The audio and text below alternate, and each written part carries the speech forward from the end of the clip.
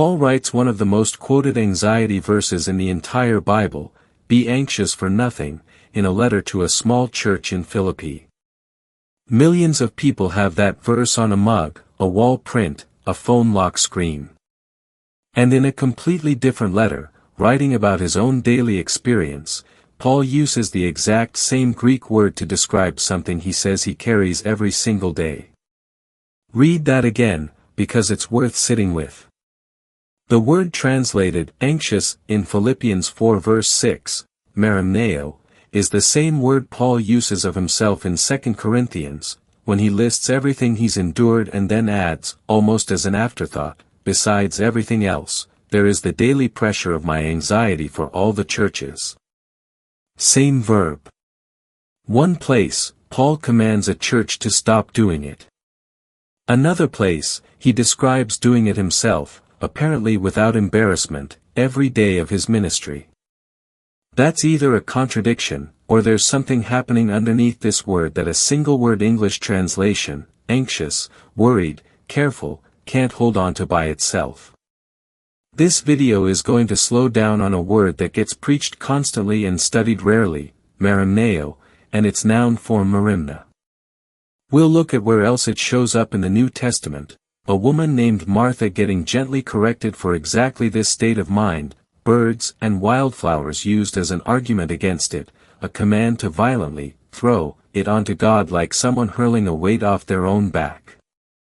We'll get into the actual grammar Paul uses in Philippians 4 verse 6, because "be anxious for nothing" is not quite what the Greek says, and the difference matters. And we'll look closely at the word guard in the very next verse, phroureō, a specific military term that would have landed very differently on the ears of the actual people Paul was writing to, in the actual city he was writing to them in. And because this passage gets used, a lot, as a blunt instrument against people who live with real, diagnosed anxiety, we need to ask honestly what Paul's command was and wasn't addressing. Is, "Do not be anxious," a spiritual command that means an anxiety disorder is a faith problem? Or is something narrower, more specific, actually being said here, something that still offers real comfort, without turning a medical and psychological reality into a moral failure? By the end, you'll see why Paul could tell an entire church to stop doing something he openly admitted he never stopped doing himself, and it has everything to do with where a divided mind ends up going, not whether it gets divided in the first place. Start with where the word actually comes from. The noun merimna and its verb form merimnaō are built on the Greek root merizo, which means to divide, to split, to separate into parts. Several lexicons trace the picture behind the word to a mind that has been pulled apart, split between more than one competing concern, unable to settle fully on any of them. It's not simply thinking about something. It's the specific mental state of being divided by it, tugged in more than one direction at once, attention fractured rather than focused. That root meaning explains why this word shows up so often clustered around scenes of distraction. In Luke chapter 10, Martha is rushing around her house preparing a meal while her sister Mary sits and listens to Jesus teach.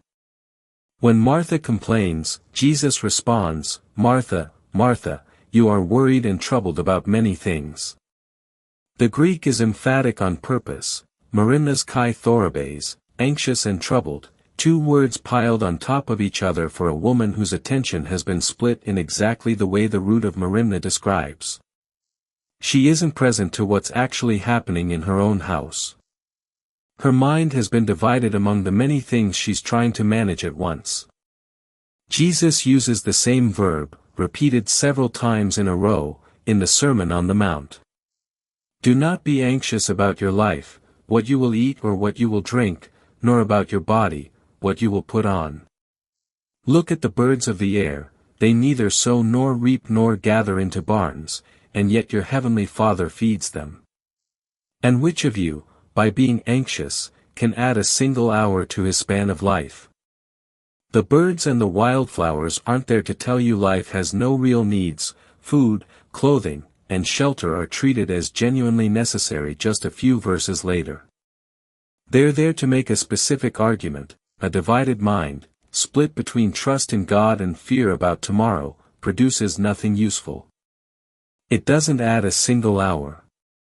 It only fractures the hours you already have. There's one more scene worth adding here, because it shows the same word working quietly, from the inside, without any dramatic moment attached to it.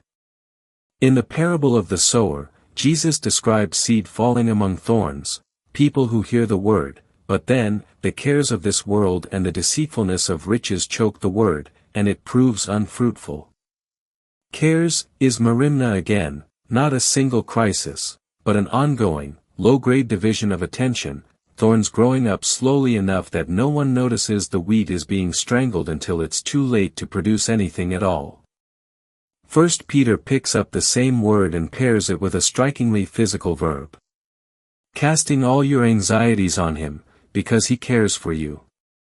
Casting translates epirypto, a compound that means to throw something, forcefully, onto something else, the same verb family used elsewhere for throwing a cloak over an animal's back. This isn't a gentle setting down. It's closer to hurling a weight off yourself and onto someone actually built to bear it. Peter's phrase deliberately echoes Psalm 55 in its Greek translation, "Cast your burden on the Lord, and he will sustain you," an old image being handed to a new audience with the same urgency. So far, every use of this word looks purely negative, a fractured mind that Jesus and Peter both tell people to stop carrying alone.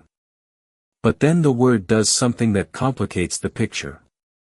In Paul's letter to the Philippians, the very letter that contains, "Be anxious for nothing," Paul uses this same verb 2 chapters earlier in a completely approving sense.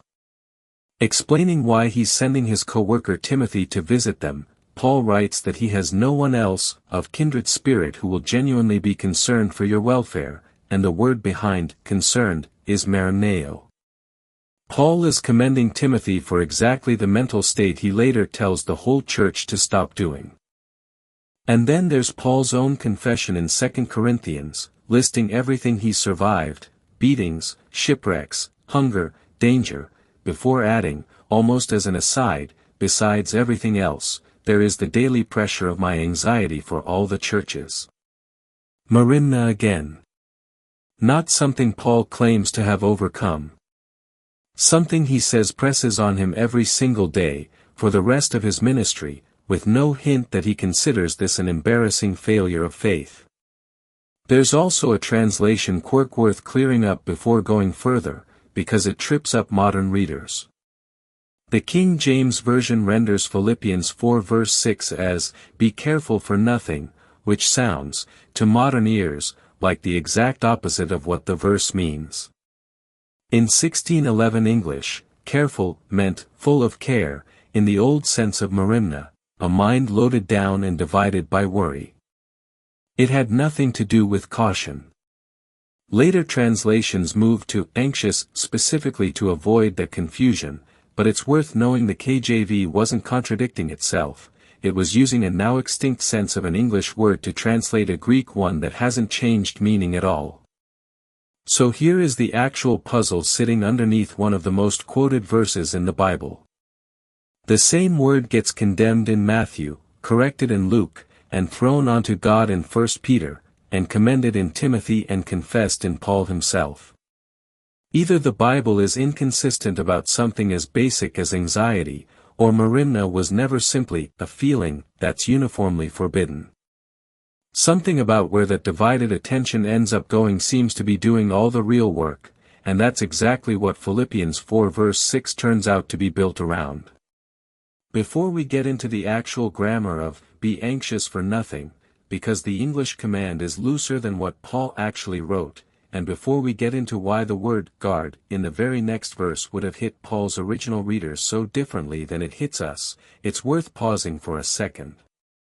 If tracing a single word carefully enough to see whether a famous verse is actually saying what everyone assumes it says is something you find valuable, this channel does exactly that, treating comfort verses with the same care as hard ones, instead of just repeating them on a graphic.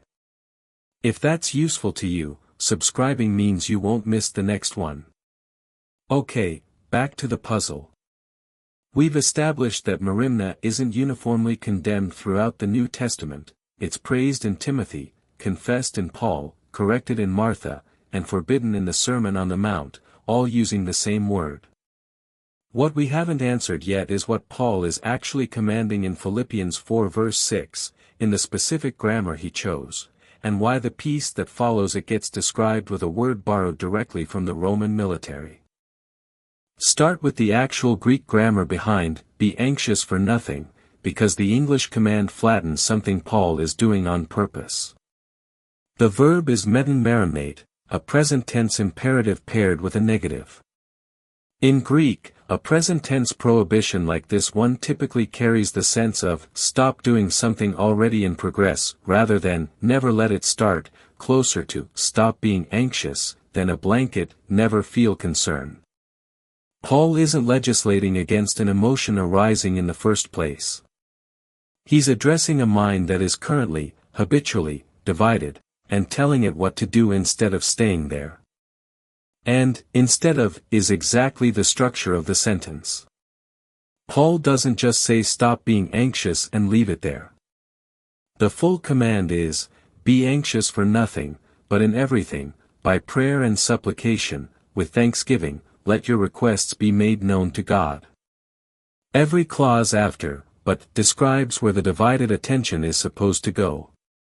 In everything, en panty, doesn't mean the content of your concern is small or fake. It means the posture toward every single circumstance, big or small, is the same, it gets brought somewhere, rather than carried alone.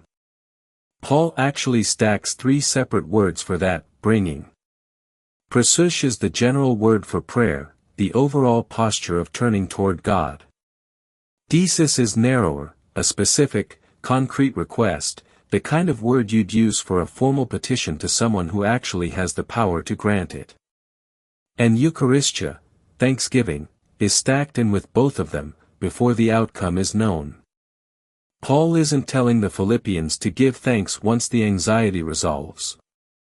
He's telling them to bring the unresolved, still open concern to God already wrapped in gratitude, for who God already is and what He's already done, rather than waiting for the resolution to arrive first. And then there's the verb, let, be made known, norizestho, a present passive imperative, which points to an ongoing habit rather than a single transaction. This isn't, pray about it once, then never think of it again. It's closer to a repeated practice. Every time the divided mind starts pulling, it gets handed over again, in that same 3-part shape, as many times as it takes. This is exactly the distinction that explains the puzzle from Act 1.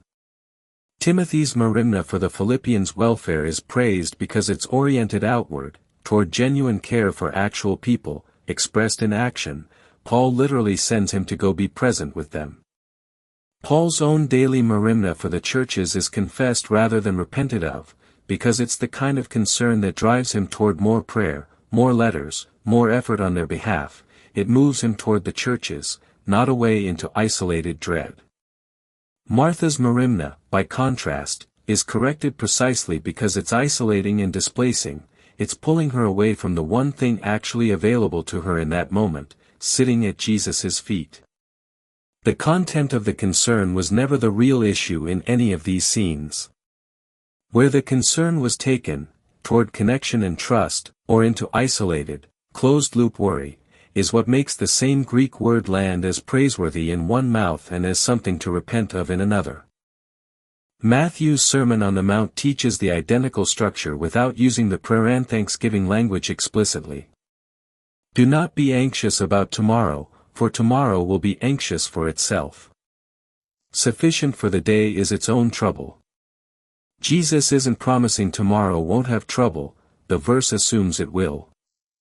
He's describing a mind refusing to carry 2 days' worth of divided attention when only 1 day's worth has actually arrived yet. And 1 Peter's command to cast anxiety onto God gives the reason in the very same sentence, because He cares for you. That's a different Greek word, merimnaō, the ordinary verb for someone taking genuine interest in something, deliberately set right next to merimnaō, as if to say, your divided, fragmented concern is being handed to someone whose attention toward you isn't divided at all. Put those three passages side by side and the pattern becomes hard to miss. Every single one pairs the same diagnosis, a mind pulled apart by concern, with the same prescription: don't carry it in isolation, hand it somewhere trustworthy, repeatedly, on purpose. The vocabulary changes slightly from writer to writer. The underlying instruction doesn't move at all. It's worth noticing this same, divided, picture shows up one more time in the New Testament, under a completely different Greek word, which suggests it wasn't just one writer's favorite metaphor. James, writing to believers struggling to trust God while asking for wisdom, warns that, the one who doubts is like a wave of the sea that is driven and tossed by the wind. He is a double-minded man, unstable in all his ways. Double-minded translates dipsychos, literally two-souled, a person split into two competing centers of trust at once. It's a different word than merimnaō, built on a different root, but it's describing the identical structure, a mind that hasn't fully committed its trust in one direction, pulled apart instead of settled, and therefore unstable in everything it does. Paul, Jesus, Peter, and James all seem to be circling the same diagnosis from different angles. The problem was never that a concern exists, but that a mind stays split about where its trust ultimately rests. All of that explains what Paul tells the Philippians to do with their divided attention. What comes next explains what they get in return, and it's worded far more specifically than most people slow down to notice. And the peace of God, which surpasses all understanding, will guard your hearts and minds through Christ Jesus. Surpasses all understanding translates hyperkousa pantanoun, a peace that outranks, or rises above, every human faculty of reasoning and calculation. This isn't peace as the byproduct of finally solving the problem. It's not, figure things out, and then you'll feel calm. Paul is describing a peace that arrives independent of whether the situation itself gets resolved, a peace that doesn't wait for the circumstances to make sense before it takes up residence. And then comes the word that deserves the most attention in the whole passage: guard. The Greek is phroureō, from phroureō, and this is not a soft, poetic word. It's a specific military term. Phroureō is what a garrison does to a city. It means to post a sentry, to station armed guards at the gates, to actively stand watch against anything trying to get in. Paul isn't picturing peace as a pleasant feeling. He's picturing it as an armed guard stationed at the entrance to a person's inner life, actively turning away whatever the divided, anxious mind keeps trying to let back in. That image would have landed on the Philippians with a weight it simply can't have for most modern readers, because of exactly who Paul was writing to and where. Philippi wasn't an ordinary town. It had been established as a Roman military colony after the Battle of Philippi in 42 BC, the battle that decided the future of the entire Roman world, and it was resettled with veteran soldiers, many of them retired from active legions, given land and status in exchange for their service. This wasn't a city with a vague, second-hand idea of what a garrison was. Philippi's population understood the rhythm of soldiers standing watch at gates the way most people today understand a daily commute, because they, or their fathers, had done exactly that job.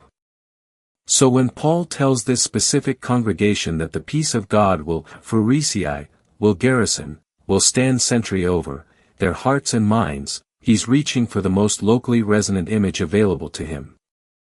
Philippi had actually been resettled with veterans twice, first after the battle in 42 BC, and again roughly a decade later when Augustus, following his victory at Actium, discharged more soldiers from disbanded legions and gave them land there, along with the prized status of Colonia Euritalico, treating Philippi legally as if it sat on Italian soil rather than in the province of Macedonia. That's not a minor detail for a congregation's self-image. This was a city that thought of itself, administratively and culturally, as a small transplanted piece of Rome, and a piece of Rome absolutely knew what standing guard at a gate looked like. And there's a pointed contrast sitting underneath the metaphor that a Roman colony would have caught immediately.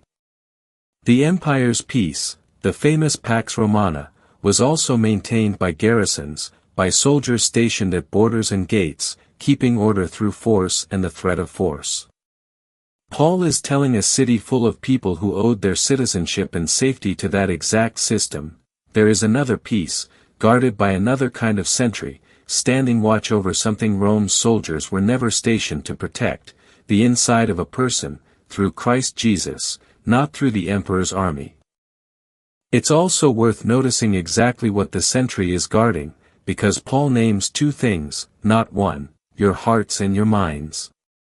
Cardia, heart, in Jewish thought was never just the seat of feeling, it was the center of the will, the place decisions actually get made. And minds translates pneuma, the same root that appeared 2 sentences earlier in surpasses all understanding, the actual faculty of reasoning itself. Paul isn't only promising a calmer emotional state. He's describing a guard posted over the reasoning process, the place where an anxious mind normally goes to run the same worried argument in a loop, over and over, looking for an exit that isn't there yet. That's a rich picture, and it's tempting to end there. But there's a responsibility that comes with a verse this frequently quoted, and it's worth being honest about it rather than skipping past it the way most treatments of this passage do. This verse gets used constantly, in sermons, in devotionals, on merchandise, as a blanket answer to anxiety in general, including diagnosed, clinical anxiety, panic attacks, generalized anxiety disorder, trauma responses rooted in a nervous system that reacts before a person has consciously decided to worry about anything at all. And a growing number of careful pastoral counselors have flagged a real problem with that blanket application. The merimnaō Paul addresses in this letter is consistently, throughout its other New Testament uses, tied to specific, nameable concerns, provision, safety, the welfare of actual people, tomorrow's trouble. It describes a divided mind that still has the capacity to choose where it directs its attention. Clinical anxiety often isn't that. It can be a body's fight-or-flight system firing without the person's permission, sometimes rooted in trauma that makes just trust God more, not just unhelpful but actively harmful advice, treating a medical and psychological reality as if it were purely a spiritual failure to be commanded away. That distinction doesn't cancel what this passage offers. It sharpens it. Paul isn't handing anyone a formula that, applied correctly, guarantees the disappearance of every anxious symptom. The text never claims that. He's describing a real, available practice, bringing whatever is dividing your attention, specifically and repeatedly, to God, wrapped in gratitude rather than waiting on the outcome, and a peace that stands guard over the heart regardless of whether the circumstance resolves. For some people that peace will be the whole experience. For others, faithfully practicing exactly what Paul describes is fully compatible with also needing a counselor, a doctor, or medication, because the garrison standing watch over your heart and mind was never described as a replacement for the other means God provides for healing a mind. It was described as a garrison. And a city can have a garrison at its gates and still need a physician inside its walls. So where does that leave the puzzle we started with? Paul commanding a whole church to stop doing the exact thing he confesses doing himself, daily, for the rest of his ministry. It was never a contradiction. Merimnaō, the divided mind, isn't condemned everywhere it appears in the New Testament, it's condemned specifically when it stays divided, isolated, and closed off, the way it does in Martha's kitchen and in the thorns choking the sower seed. The same word is commended in Timothy and confessed in Paul precisely because, in both of them, that same divided attention gets pointed outward and upward, toward real people, toward God, into prayer and petition and thanksgiving offered again and again, rather than left to fester alone.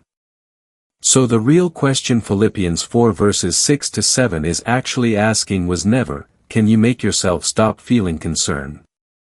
It's, where does your divided attention go when it gets pulled?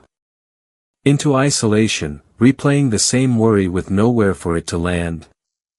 Or into the specific, repeatable practice Paul actually describes, named requests, wrapped in thanksgiving, handed to God as many times as it takes, with a peace standing guard at the gate that was never promised to erase every circumstance, only to outlast the ones that don't get solved. And if what you're carrying is heavier than a verse and a prayer can move on its own, if it's the kind of anxiety that has a name, a diagnosis, a body that reacts before you've chosen anything, that was never what this verse was built to shame. Bring it to God the way Paul describes, and let the other help God provides do its part too. The garrison at the gate was never meant to be the only thing standing between you and what's dividing your mind. If tracing a familiar verse back to what it's actually built on, instead of the version that fits on a mug, is something you want more of, subscribe, and tell me in the comments, which use of merimnaō in this video surprised you the most. Thanks for watching.